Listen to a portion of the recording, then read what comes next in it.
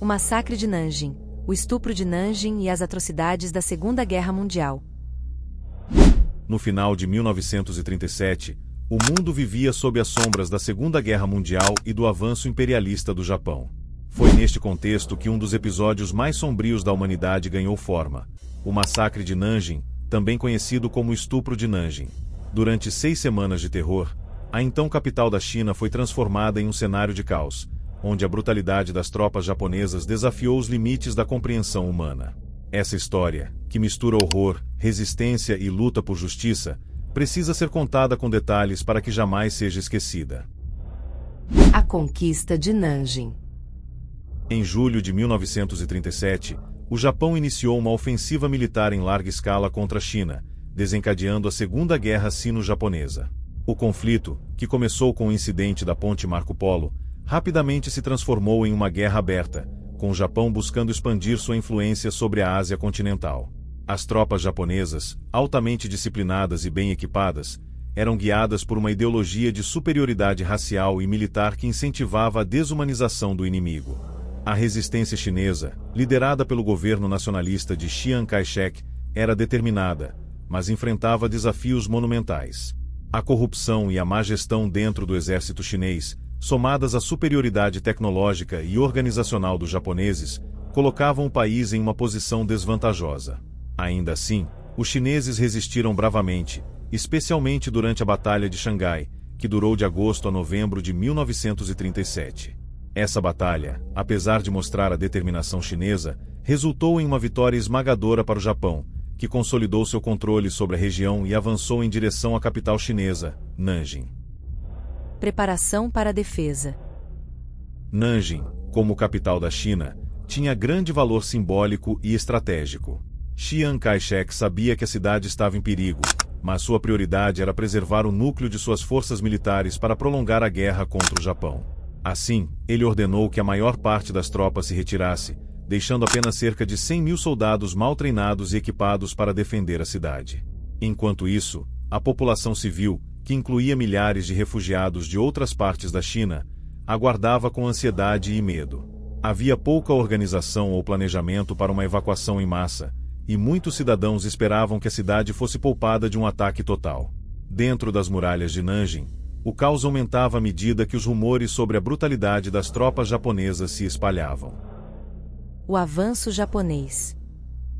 Sob o comando do general Matsui Iwane e do príncipe Asaka, as tropas japonesas marcharam para Nanjing em dezembro de 1937.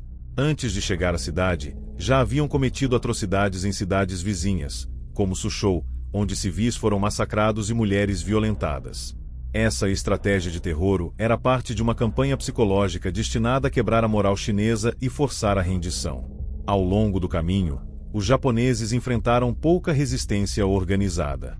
Os soldados chineses restantes, sem apoio adequado, frequentemente fugiam ou se rendiam.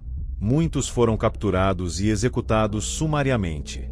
A estrada para Nanjing tornou-se um campo de extermínio, com cadáveres espalhados pelas aldeias e margens das estradas. A queda de Nanjing. Em 13 de dezembro de 1937, as forças japonesas finalmente atravessaram os portões de Nanjing. A cidade já estava mergulhada no caos, com muitos líderes civis e militares fugindo antes do ataque final. Os defensores que permaneceram foram rapidamente esmagados. Os japoneses, que esperavam uma resistência maior, entraram na cidade com uma combinação de triunfo militar e desejo de vingança por suas perdas anteriores em Xangai. Para as tropas invasoras, a conquista de Nanjing não foi apenas uma vitória estratégica, tornou-se um ato de brutalidade desmedida. Soldados receberam pouca ou nenhuma supervisão de seus superiores, permitindo que a frustração acumulada e a ideologia de superioridade racial se transformassem em violência desenfreada.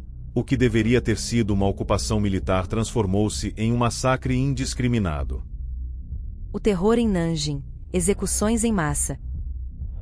Após a queda da cidade, os soldados japoneses capturaram milhares de soldados chineses que haviam se rendido. Em vez de tratá-los como prisioneiros de guerra, conforme estipulado pelas convenções internacionais, os japoneses os executaram de forma sistemática.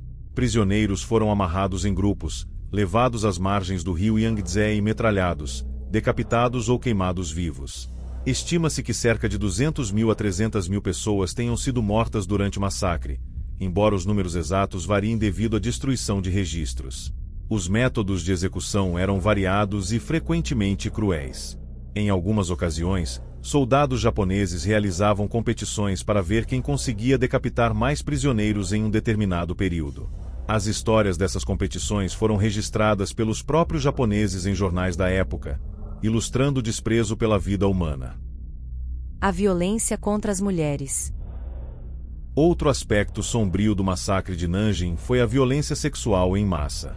Cerca de 20.000 a 80.000 mulheres foram estupradas durante o período de ocupação, muitas vezes em público e diante de seus familiares.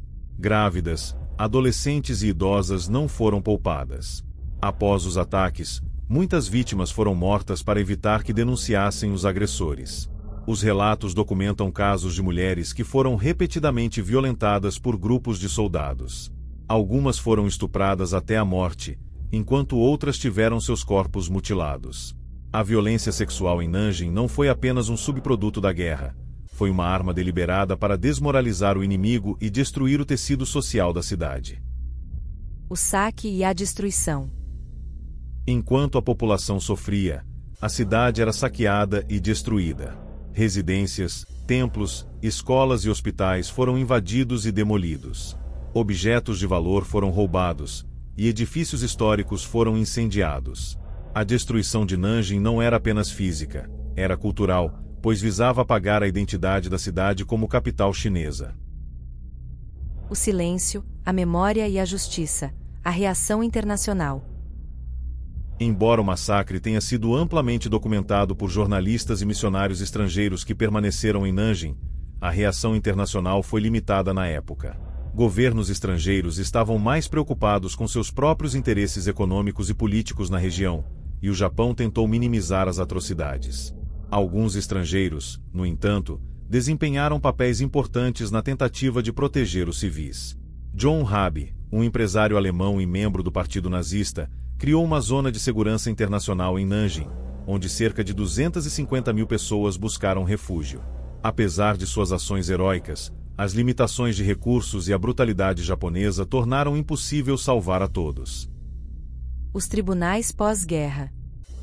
Após o fim da Segunda Guerra Mundial, o massacre de Nanjing tornou-se um tema central nos julgamentos de crimes de guerra. O Tribunal Militar Internacional para o Extremo Oriente, conhecido como Tribunal de Tóquio, condenou o general Matsui Iwane e outros líderes militares japoneses por seus papéis nas atrocidades. Matsui foi executado, mas muitos outros envolvidos escaparam impunes. O Japão, por décadas, negou ou minimizou o massacre, levando a tensões contínuas com a China. Apenas nos últimos anos, alguns líderes japoneses reconheceram oficialmente os eventos de Nanjing, embora grupos revisionistas ainda tentem apagar essa parte sombria da história. O memorial e a memória. Em Nanjing, o memorial às vítimas do massacre de Nanjing serve como um lembrete permanente das atrocidades. O memorial, inaugurado em 1985, combina exposições históricas com um espaço de reflexão e luto. A cada 13 de dezembro, cerimônias são realizadas para homenagear as vítimas e reafirmar o compromisso com a paz. O massacre de Nanjing é um testemunho aterrorizante do que a humanidade é capaz de fazer em tempos de guerra. Ele não é apenas um evento histórico, mas também um lembrete constante da importância de preservar a memória das vítimas e de lutar contra a negação histórica. Ao relembrar Nanjing, reafirmamos a necessidade de promover a paz, a justiça e os direitos humanos. Não podemos mudar o passado, mas podemos aprender com ele para evitar que tais atrocidades se repitam no futuro. Gostou desta história? Siga a página Crimes Diário para mais narrativas impactantes como esta. Não esqueça de curtir, comentar e compartilhar para que mais pessoas conheçam a importância de preservar a memória histórica.